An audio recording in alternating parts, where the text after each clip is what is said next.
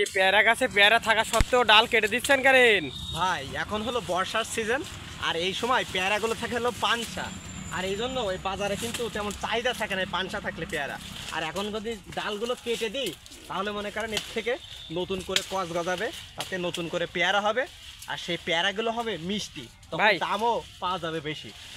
হ্যাঁ সেটা তো বুঝলাম, কিন্তু এই যে ডালগুলো ভাই এগুলো আবার কি কাজে লাগবে ভাই? ভাই এই ডালগুলো মনে করেন জ্বালানি কাজে ব্যবহার করা হবে, আর এই পেয়ারার ডালগুলো কিন্তু প্রচুর জলে, এই জন্য এগুলো জ্বালানির কাজে ব্যবহার করা হবে। আর এর পাতাগুলো দেখছেন, এগুলো কিন্তু গরুর খাদ্য, ছাগলের খাদ্য হিসেবে ব্যবহার করা হবে। আর ভাই এই পেয়ারা গাছের ডাল কোথা থেকে কাটলে ভাই ভালো হয়? কমসে কম 3 ফুট দূরত্ব থেকে উঁচু, 3 ফুট উঁচু থেকে কিন্তু এই পেয়ারার ডালগুলো কেটে দিতে হবে, তাহলে সবচেয়ে বেশি ভালো হবে। ভাই আপনার এই পেয়ারা ক্ষেতটা ভাই কি জাতের ভাই পেয়ারা বাগানটা?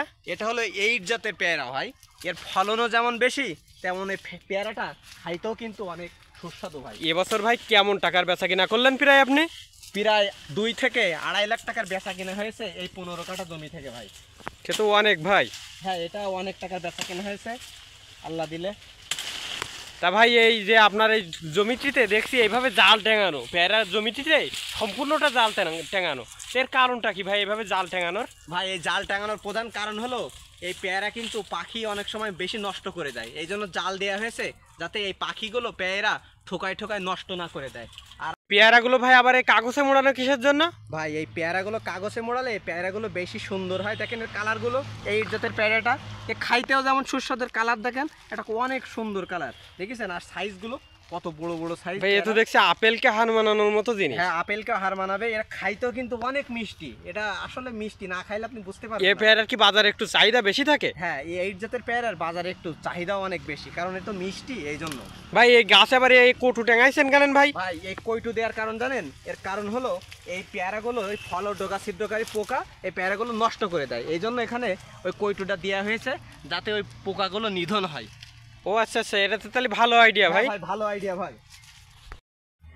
ভাই এই 8 জাতের পেয়ারাই একবার যদি লাগানো হয় ভাই, কত বছর পর্যন্ত আনুমানিক এভাবে ফল নেওয়া যাবে ভাই? ভাই এই পেয়ারা গাছ যদি সুস্থ সবল সুন্দর থাকে তাহলে মনে করবেন অনায়াসে 6 থেকে 7 বছর এই পেয়ারা গাছ থেকে ফল নেওয়া যাবে ভাই। আপনার এটা ভাই কত বছর হচ্ছে এখন রানিং? এটা হলো 5 বছর বয়সটা, দেখেন ভাই এই গাছের কেমন সুন্দর চেহারা। তারপরে এখন ডালগুলো কেটে দিচ্ছি, এখন পেয়ারাগুলো থাকে পানসা, আর এই সময় চাহিদা কম, তো এই জন্য এই ডালগুলো কেটে দিচ্ছি যাতে পেয়ারাগুলো আরো বেশি মিষ্টি হয়। বেশি মিষ্টি হবে, আর পেয়ারা কি বড় হবে নাকি? হ্যাঁ এতে ফলনও যেমন বেশি হবে, তেমন পেয়ারা কিন্তু রোগ বলাও খুব কম হবে, এই জন্য এখন এই ডালগুলো কেটে দিচ্ছি ভাই।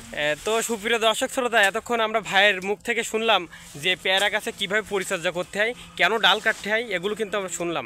তাই আমাদের যাদের পেয়ারা ক্ষেত আছে কিংবা বাড়িতে পেয়ারা বাগান আছে, তারা চাইলে কিন্তু এখন এই বর্ষার সময় পেয়ারা গাছের ডাল কর্তন করে দেব, এবং পরবর্তীতে কিন্তু এই পেয়ারা গাছে যখন নতুন কষ বের হবে তখন ভরপুর পেয়ারা হবে, এবং সেই পেয়ারা হবে মিষ্টি, এবং পেয়ারা রোগমুক্ত পেয়ারা হবে। সুপ্রিয় দর্শক শ্রোতা, এই জন্য আপনারা চাইলে এই 8 জাতের পেয়ারা চাষ করতে পারেন এবং লাভবান হতে পারেন।